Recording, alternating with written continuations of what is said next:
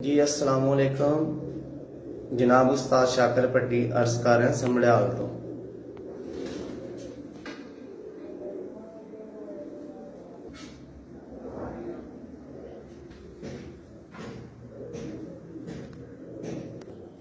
जी माशाल्लाह जी कल 4 परिंदे फड़े ने शाकर साहब ने ते कल काफ़ी लोगों के बदल दे विच नुकसान होया। हालांकि असी कप इस बात कैंसल किया कि मौसम खराब है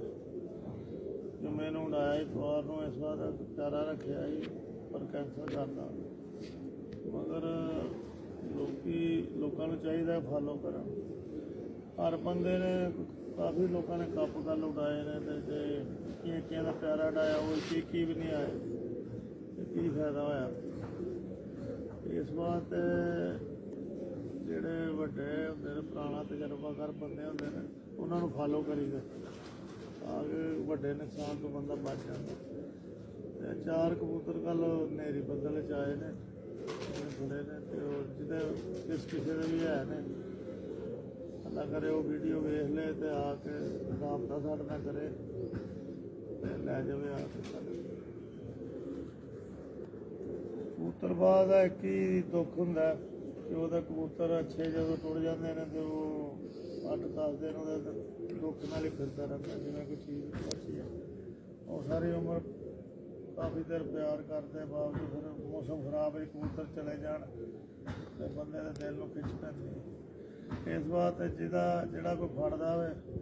उन्होंने वीडियो शेयर कराया करो जो फोन नंबर की कड़ी पई है उन्होंने फोन करो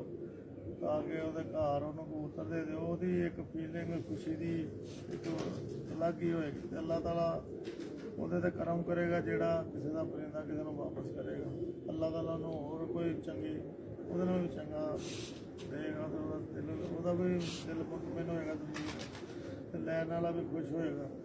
जो इंसान खुश होंगे तो रब राजी होंगे रब नूं राजी करने का एक ही तरीका है कि बंदा इंसान को खुश करे रब राजी होता है। रब नूं कोई इबादतां दी नहीं लोड़ ना उन्होंने किसी और चीज़ की लोड़ कि इंसान मिले कोई जय करे ये करे सिर्फ वो यही चाहता कि मेरे बंदे नाल बंदा प्यार करे।